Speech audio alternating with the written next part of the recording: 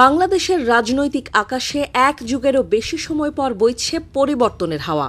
সাবেক প্রধানমন্ত্রী বেগম খালেদা জিয়ার মৃত্যুতে ভারতের প্রধানমন্ত্রী নরেন্দ্র মোদীর শোক বার্তা এবং তারেক রহমানের হাতে সেই চিঠি পৌঁছে দেয়া কেবল একটি কূটনৈতিক শিষ্টাচার নয়, বরং ঢাকা দিল্লি সম্পর্কের নতুন সমীকরণের ইঙ্গিত হিসেবে দেখছেন বিশ্লেষকরা। 31 ডিসেম্বর চিঠিটি বহন করে নিয়ে এসেছিলেন ভারতের পররাষ্ট্রমন্ত্রী এস জয়শঙ্কর। বুধবার জাতীয় সংসদ ভবনে বিএনপির ভারপ্রাপ্ত চেয়ারম্যান তারেক রহমানের হাতে তিনি এই চিঠি তুলে দেন। তবে সার্বিক বিবেচনায় এই চিঠি কেবল শোকবার্তায় সীমাবদ্ধ থাকেনি, হয়ে উঠেছে আগামী দিনের সম্পর্কের এক নতুন রোডম্যাপ। ভারতের প্রধানমন্ত্রী নরেন্দ্র মোদী তার চিঠিতে বেগম খালেদা জিয়াকে দৃঢ় সংকল্প ও বিশ্বাসের বিরল এক নেতা হিসেবে অভিহিত করেছেন। 2015 সালে ঢাকা সফরের সময় খালেদা জিয়ার সঙ্গে সাক্ষাতের মুহূর্তগুলোর স্মৃতিচারণ করে মোদী লিখেছেন, বাংলাদেশের উন্নয়ন ও দ্বিপাক্ষিক সম্পর্ক জোরদারে খালেদা জিয়ার অবদান অনস্বীকার্য। কিন্তু এই চিঠির সবচেয়ে উল্লেখযোগ্য অংশটি ছিল বিএনপির বর্তমান নেতৃত্বের প্রতি ভারতের ইতিবাচক দৃষ্টিভঙ্গি। দীর্ঘ 1.5 দশক ধরে বাংলাদেশের রাজনীতিতে ভারতের যে একমুখী নীতি দৃশ্যমান ছিল, বর্তমান প্রেক্ষাপটে তাতে বড় ধরনের কৌশলগত পরিবর্তন লক্ষ্য করা যাচ্ছে। 5 আগস্টের গণ অভ্যুত্থান পরবর্তী বাংলাদেশে যখন ক্ষমতার ভারসাম্য পরিবর্তিত হয়েছে, তখন ভারতের এই ব্যক্তিগত চিঠি চালাচালি শক্তিশালী রাজনৈতিক বার্তা দিচ্ছে।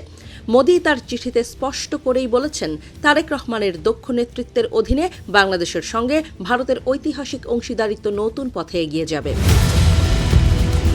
ভারত দীর্ঘ সময় ধরে বিএনপিকে এড়িয়ে চলার যে নীতি নিয়েছিল, খালেদা জিয়ার মৃত্যু এবং তারেক রহমানের উত্থানের এই সন্ধিক্ষণে তারা এই অবস্থান থেকে সরে আসছে। দিল্লির জন্য এখন স্থিতিশীলতা প্রয়োজন, আর তারা বুঝতে পারছে যে বাংলাদেশের আগামীর রাজনীতিতে বিএনপি একটি অনিবার্য শক্তি।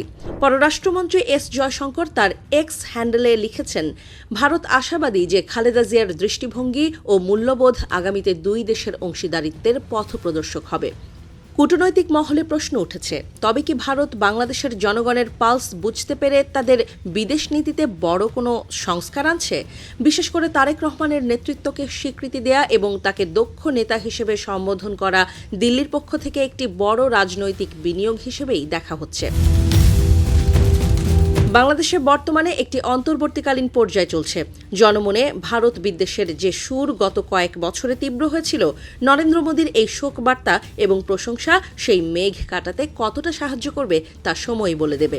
শোকের আবহে শুরু হওয়া এই নতুন যোগাযোগ কি তবে দক্ষিণ এশিয়ার রাজনীতিতে কোনো নতুন অক্ষ তৈরি করবে, নাকি এটি কেবলই পরিস্থিতির প্রয়োজনে কৌশলগত বন্ধুত্বের হাত বাড়ানো?